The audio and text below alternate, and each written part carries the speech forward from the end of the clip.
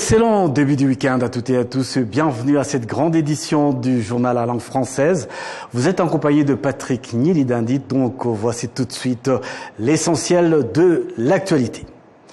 Près des 90% des gisements miniers, d'où divers minerais sont extraits à travers tous les territoires nationaux, étaient entre 1930 et 1970 détenus par des Belges. Cette situation démontre que les allégations selon lesquelles le Rwanda ne dispose pas des ressources minières sont motivées par des intérêts politiques visant à ternir la réputation du Rwanda sur la scène internationale sous prétexte de problèmes de sécurité dans l'est de la République démocratique du Congo. Un reportage de Kassim Youssouf. Depuis 1931, lorsque l'extraction des minéraux a commencé au Rwanda, la société belge appelée Minetan pratiquait l'extraction de la cassiterite des mines de Wachamba dans le secteur de Kigali, district de Nyarugenge, dans la ville de Kigali, et c'est jusqu'en 1973. Les mines de Wachamba n'étaient pas les seules que les Belges exploitaient parce qu'au moins 90% des mines actuellement exploitées au Rwanda, ce sont eux qui les ont initialement développées. Le directeur en charge de l'exploitation minière et de l'inspection à l'Agence rwandaise des mines, du pétrole et du gaz au Rwanda, Donna Nsengumuremyi, indique que telle est la preuve irréfutable que les allégations de la Belgique sur l'absence des ressources minières au Rwanda sont fausses et visent à nuire à la réputation internationale du pays en exploitant l'insécurité dans l'est du Congo. Ils font semblant de l'ignorer et oublient que l'étude de faisabilité sur laquelle nous nous basons pour la prospection minière, c'est eux qui l'ont réalisée. Segundo, toutes les mines que nous avons, en fait, beaucoup des mines dont on dispose dans le pays, près de 90% ont été découvertes sous la colonisation belge et ont été exploitées par différentes sociétés de Blancs et les Rwandais et autres nouvelles sociétés sont en train de les réhabiliter en les adaptant à la nouvelle technologie en la matière. Donc, ces 90% des mines sont de cette époque. Certes, des nouvelles sont découvertes, mais sur base de la cartographie minière qu'ils avaient établie. En se basant sur les mines qui ont été exploitées depuis l'époque des propriétaires belges et sur la nouvelle prospection, c'est la preuve que toute personne qui a fait les sciences ou non peut comprendre facilement cette situation. Depuis que le Rwanda a commencé à exploiter ses ressources naturelles, le secteur minier a considérablement évolué, entraînant une augmentation de la production tant en quantité qu'en qualité.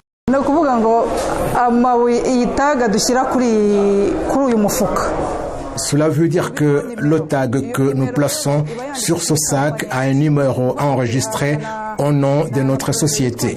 Nous l'obtenons de la part du projet IFKI et c'est un numéro qui ne peut être utilisé que par notre société.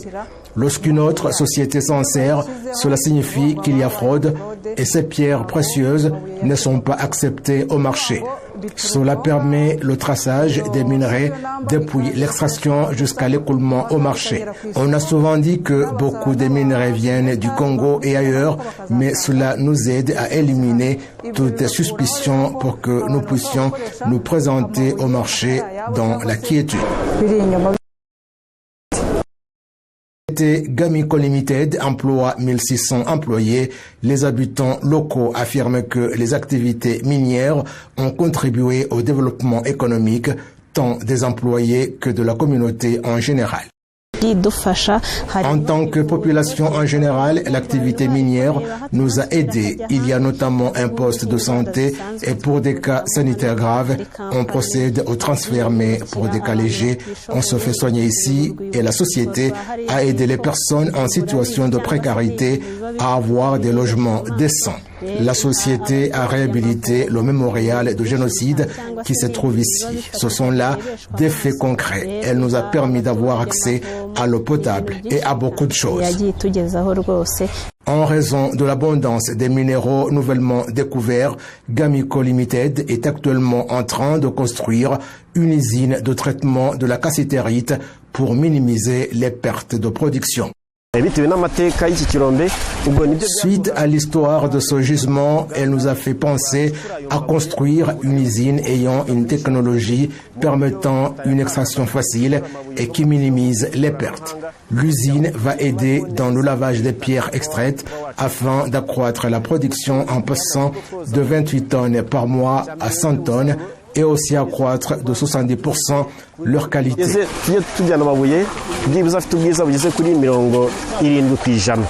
Au cours des 3 dernières années, la Belgique a communiqué au Rwanda certaines données géologiques classifiées qu'elle avait précédemment retenues concernant les zones riches en minéraux dans le pays. C'est surprenant d'entendre quelqu'un faire de telles affirmations, sachant très bien qu'il n'y a pas si longtemps, il a participé aux cérémonies de remise de certificats aux employés des sociétés minières. Certains étaient venus jeunes et maintenant ils ont atteint l'âge avancé et disent qu'à leur époque, la technologie était pénible et il y avait des forêts qui ne facilitaient pas la prospection minière. Et on a eu un programme pour échanger des informations sur la cartographie de gisements miniers. Il y a aussi des informations qu'ils détenaient dans leurs archives. Ils nous les ont données et on travaille ensemble. Ils ont commencé à nous fournir différentes informations que nous exploitons dans nos recherches. La société opérant dans l'extraction minière au gisement de Wachamba dans le secteur de Kigali extrait plus de 30 tonnes de cassitérite par mois. Selon ces registres, plus de 750 tonnes ont été extraites au cours des 2 dernières années. Ces mines devraient rester opérationnelles pendant au moins les 35 prochaines années. Restons dans le même domaine pour signaler que les investisseurs du secteur minier ont déclaré qu'ils ne sont ni découragés ni intimidés par les sanctions internationales en cours contre le Rwanda, qui pourraient potentiellement avoir un impact sur les exportations vers le marché international. Il souligne également que les initiatives du gouvernement visant à promouvoir l'industrie minière ont entraîné des améliorations significatives de la quantité et de la qualité des minéraux. Située à plus de 300 mètres sous terre, cette mine est l'un des sites de Dumac Limited, extrait des minéraux tels que le coltan et des cassitérites en secteur d'Igué. C'est un district de Rwamagana. En tant qu'ingénieur de mine, j'ai mis en œuvre ce qu'un géologue a défini. L'ingénieur Elia est chargé d'utiliser la technologie de pointe dans cette mine pour aider les mineurs à identifier l'emplacement des gisements de minerais. Cela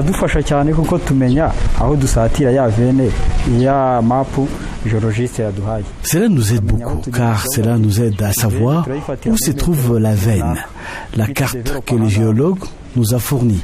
Et grâce à cela, nous savons comment nous y prendre et savons à quel mètre nous arrivons à cette veine. De cette façon, nous savons à combien de pouces ou à quelle certaine pente nous allons parcourir ce genre de niveau pour savoir que nous avons traversé toute la veine, mais ces veines sont profondément enfouies. Dumac Limited extrait de la cassitérite et du coltan, 2 minerais trouvés sur le sol blanc de la région. Sengiamure Mie Donat, directeur de la division extraction et inspection minière de l'Office rwandais de mines, du pétrole et du gaz, explique les différents types de minéraux extraits au Rwanda et les zones où ils sont le plus abondants dans cette région. Notre pays est situé dans un corridor entre la République démocratique du Congo, la Tanzanie, le Burundi et l'Ouganda, avec le Rwanda situé au milieu. Chaque minéral que nous trouvons, que ce soit ici au Rwanda ou ailleurs, est situé dans la ceinture de Kibara, qui s'étend à travers ces corridors. Cependant, chaque pays situé dans les corridors peut avoir des types de minéraux spécifiques. En tant que géologue, nous observons que les directions des minéraux sont les mêmes, ce qui indique qu'ils proviennent tous du même corridor géologique. Dans ces mines, certains travailleurs creusent manuellement le sable en raison de tunnels de pierre qui suivent, tandis que d'autres zones utilisent des machines pour filtrer le sable plus efficacement.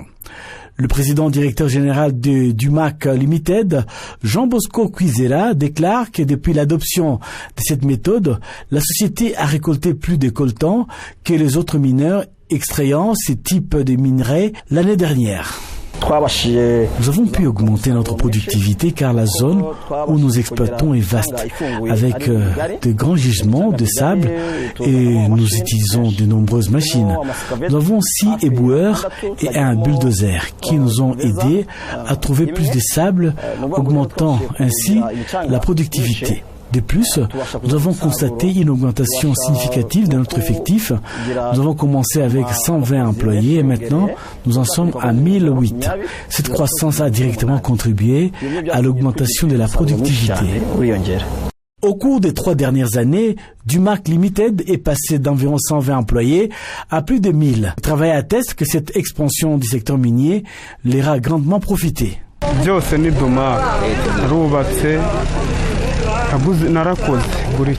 Grâce à ce travail chez Dumac, j'ai pu me marier et fonder ma propre famille. J'ai acheté un terrain, j'ai construit ma propre maison, j'ai trouvé des moyens de me développer. Je puis même me constituer un petit cheptel d'animaux domestiques, ce qui me profite grandement.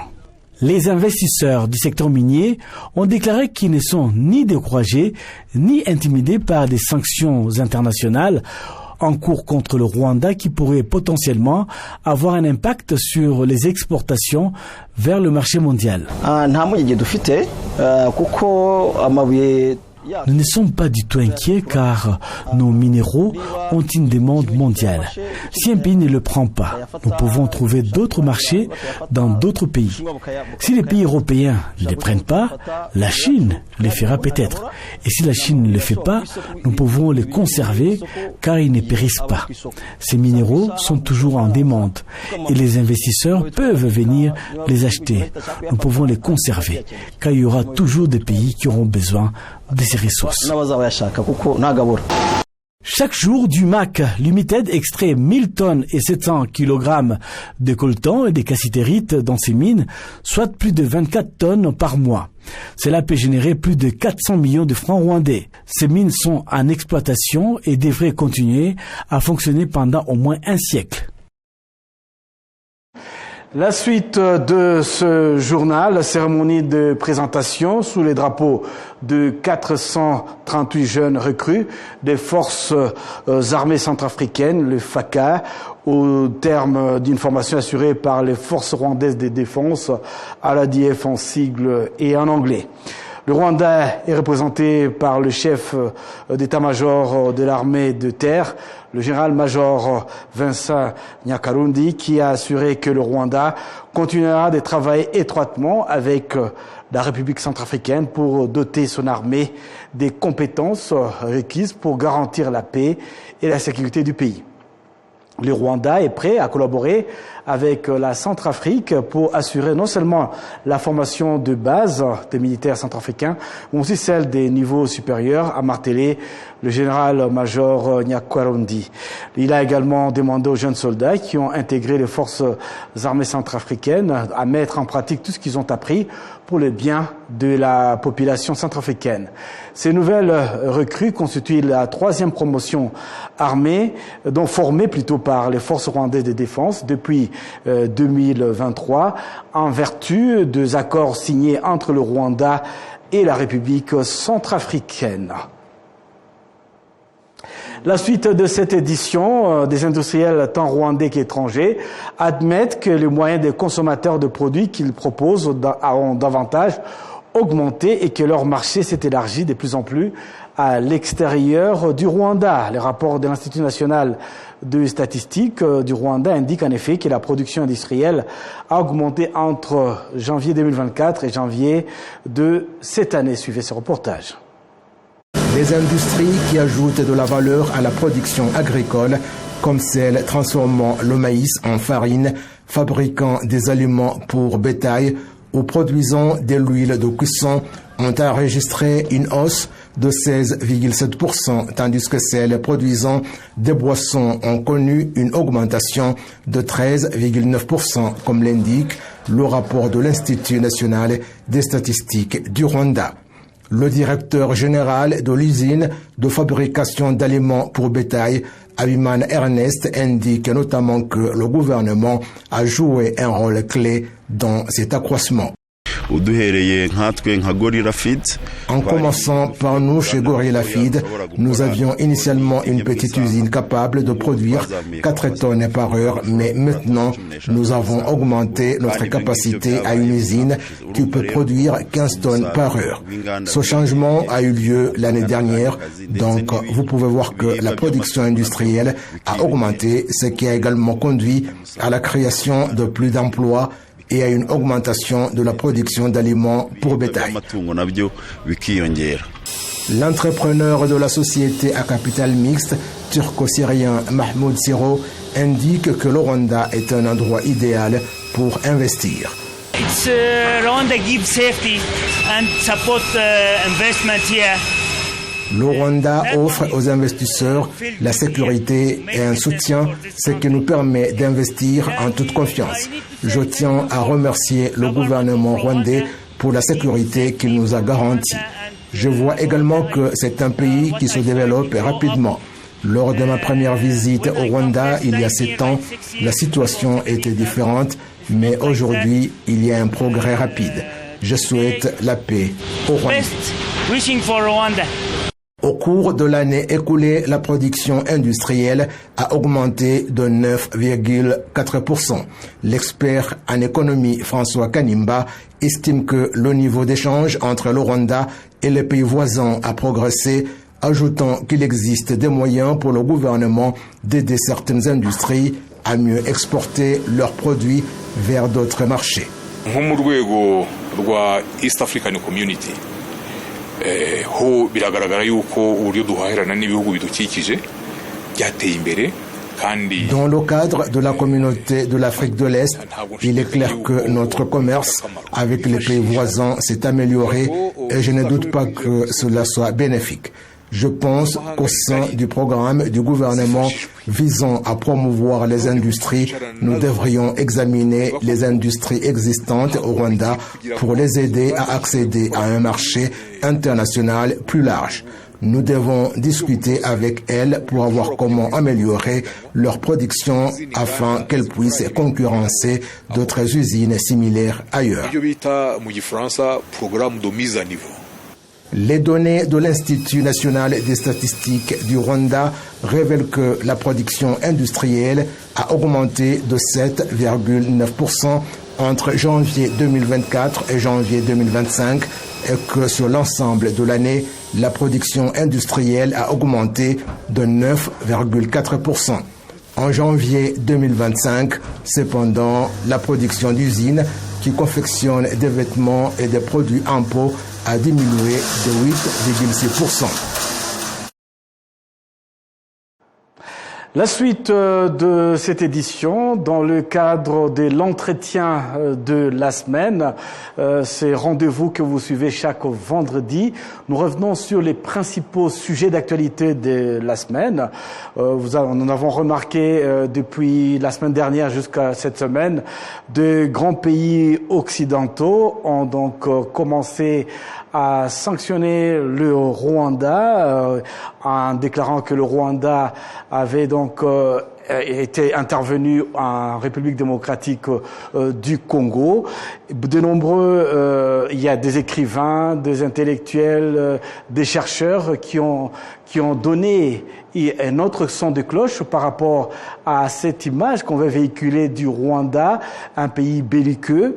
Et notamment, on peut revenir sur cette publication de cette tribune que un Rwandais vivant au Canada qui a publié au cours de cette semaine « Mon pays, mon phénix », un extrait de texte qu'il a donc soutiré de ses différents écrits depuis le début, depuis l'après-génocide de 1994 jusqu'à aujourd'hui. Bienvenue à vous, Rurangwa Jean-Marie Vianney. Je vous remercie. Rurangwa Jean-Marie Vianney est écrivain dramaturge. Vous avez écrit de nombreux livres en rapport avec les génocides. Ouais. Et plus récemment, il y a quelques jours, vous avez sorti cette tribune dans la presse, hein, ouais. Au Mon Pays, Mon Phénix. Ouais. Est-ce qu'on peut savoir ce qui a motivé votre envie de sortir ces écrits? Oui, j'étais en résidence d'écriture à Deventer. Deventer, c'est une ville des Pays-Bas, de la province de Overijssel, donc où je suis en train d'écrire un livre sur le fond de racisme, un livre qui a été subventionné par le Conseil des arts du Canada. Donc, au moment où je l'écrivais, justement, j'ai vu à la télévision, dans les médias, cette cascade de sanctions de la part de la communauté internationale, des pays, des grandes puissances contre mon pays, et je me suis rappelé ce que j'avais écrit justement à propos du Rwanda. Mon pays, mon phénix, c'est le Rwanda que je compare au phénix, cet oiseau qui s'oublie et qui renaît de ses cendres, qui est le symbole de la résilience et qui est le symbole de la résurrection. Et donc, je me suis senti mal. Parce que voir que le Rwanda est accusé de tous les maux, parce qu'il cherche à se défendre contre ceux qui ont juré de le saigner à blanc, encore une fois. On se rappelle que ces gens qui combattent aux côtés des forces congolaises contre le M23, ce sont des gens qui ont fait le génocide au Rwanda en 1994 et qui sont réfugiés au Congo et qui n'ont pas cessé de nourrir cette idéologie raciste et essentiellement anti-Tutsi, non seulement contre les Tutsis du Rwanda, mais aussi contre les populations congolaises Tutsis rwandophones. Et donc, ça m'a poussé à écrire justement ce texte, à proposer ce texte dans les médias, à IE.com, à New Times en anglais, parce qu'il y a la version anglaise aussi. Donc, j'ai essayé d'aller en amont du problème. Pourquoi ces populations congolaises, dites Banyamulenge ou autres, rwandophones, on leur assigne toujours une identité rwandaise. On oublie ce qui s'est passé du 15 novembre 1984 au 26 février 1885. Si vous me permettez, Rurangwa Jean-Marie Vianney, oui. Nous allons y revenir certainement. Oui. Revenons un peu sur ces sanctions prises par les pays occidentaux contre le Rwanda. Oui. Et un petit retour en arrière. Moi qui ai le privilège de vivre ces drames en 1994, où le Rwanda était anéanti. Oui. Il avait perdu plus d'1 million de ses fils et filles. Exact. Et il a été totalement abandonné par la communauté internationale. Ces pays, notamment ces grands pays qui s'élèvent comme un seul homme contre ce qu'on appelle le petit Rwanda, étaient absents, abonnés absents. Ils n'ont pas été là pour soutenir ce pays. Et pourtant, ils savent très bien comment est la genèse même de ces drames. Oui. Et les Rwandais, d'abord, ses propres fils ont arrêté les génocides, n'est-ce pas? Oui. Après avoir arrêté les génocides, ils ont reconstruit ce pays. Exactement. Et ils n'ont rien demandé d'autre que de pouvoir rester en paix. C'est ça. Et en sécurité. C'est ça. Et ces mêmes pays occidentaux, 30 ans après, vous l'avez mentionné dans cette tribune, 30 ans après, ils reviennent encore avec des sanctions pour marteler et faire écrouler cette petite nation qui essaie de renaître de ses cendres. Vous, en tant qu'écrivain, comment vous avez suivi tous ces processus? Comment on peut expliquer je ne sais pas comment qualifier ça. En 1994, on a voulu voir le Rwanda disparaître. 30 ans après, le Rwanda est devenu ce qu'il est. La fierté de toute l'Afrique. Et ce sont ces mêmes nations qui reviennent, des nations arrogantes. Ça ne m'étonne pas. Leur point de vue. Ça ne m'étonne pas, M. Nidandi, parce que, après tout, je l'ai toujours dit, je l'ai toujours expliqué dans mes livres, le génocide, c'est pas quelque chose qui arrive par hasard. C'est le fruit d'une idéologie raciste. Toujours. que ce soit en Allemagne où le génocide s'est perpétré contre les Juifs, que ce soit ici au Rwanda ou ailleurs, même en Namibie, un génocide qu'on oublie souvent, contre les Herero et les Nama. Donc le génocide est le fruit d'une idéologie raciste. Et cette idéologie a été créée par justement les puissances coloniales. Vous savez, ici, je l'ai toujours dit, quand on commence à diviser le peuple du Rwanda... On ne se cache pas, c'est la Belgique. Oui, c'est la Belgique. Qui était la puissance colonisatrice voilà, de trois pays, Rwanda... Les germes de cette idéologie, ça a été implanté par eux. Et donc, en divisant le peuple du Rwanda, un peuple qui était uni, un peuple qui parle une même culture, une même langue, qui est véhiculé par, plutôt qui partage une même culture, qui vit indistinctement sur le même territoire. Et là, on l'a divisé en 3 ethnies différentes, en 3 races même, il disait des races.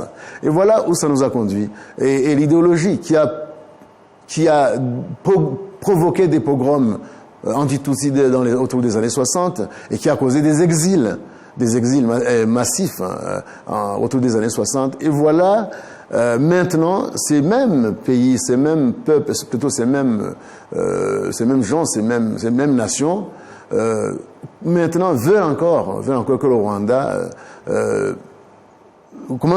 disparaisse de la carte. Ça m'a effrayé, moi, franchement. Est-ce que le Rwanda dérange? Il dérange parce qu'il se construit. Vous savez, il n'aime pas. J'ai l'impression que ces gens n'aiment pas les gens qui veulent une certaine indépendance politique ou économique même. Donc, le Rwanda a été laissé à terre et il s'est reconstruit petit à petit, mais obstinément, il s'est reconstruit. C'est pourquoi je le compare au phénix qui renaît de ses cendres. Le Rwanda, littéralement, est rené de ses cendres. Et maintenant, ça fâche. On dirait que ça fâche certaines personnes. Et voilà maintenant, les gens qui ont saigné à blanc en 1994 et qui veulent continuer à revenir le saigner encore en voulant exterminer ces gens, ces Tutsis, ils continuent, ils sont soutenus par ces puissances occidentales. Et ces puissances, apparemment, ils veulent des dirigeants africains pleurnichards. C'est comme ça. Ils sont prêts à aller pleurnicher. Oui. On en connaît plein dans cette région. Non, ils n'aiment pas des gens qui sont dignes, qui sont fiers. Non, ils n'aiment pas ça. Moi, je vis en Occident, je sais. Je vois, c'est pourquoi ça m'a révolté et ça m'a poussé à écrire cet article. Vous avez mentionné le patriote dans vos écrits. Ouais. Et à qui voulez-vous faire référence en parlant du patriote? En fait, c'est ce monologue du patriote. En fait, ce texte, le patriote, c'est toute personne ici, que ce soit ici ou de la diaspora, qui aime son pays, qui veut que son pays vive en pleine indépendance, en pleine liberté. Et là, le patriote s'est demandé pourquoi ces puissances-là, pourquoi s'acharne contre ce pays. Donc, tout patriote voudrait que justement ce pays soit indépendant, politiquement et économiquement d'ailleurs, et que justement le plus jamais ça que nous chantons, que nous disons au cours des activités commémoratives. Il faut que ce plus jamais ça soit une réalité, ne soit pas une lettre morte. Et tout patriote donc pense comme pense justement celui qui a écrit ce texte, mon personnage, ou mon héros. Merci beaucoup, Rurangwa Jean-Marie Vianney, d'être venu. Je rappelle que vous êtes écrivain dramaturge. Vous avez écrit de nombreux livres sur le génocide perpétré contre les Tutsis. Et plus récemment, donc, il y a cette tribune « Mon pays, mon phénix ». Merci pour votre intervention sur la télévision rwandaise. Je vous remercie aussi. C'est donc avec Rurangwa Jean-Marie Vianney que nous allons boucler complètement cette grande édition du journal en langue française. Excellent week-end à toutes et à tous.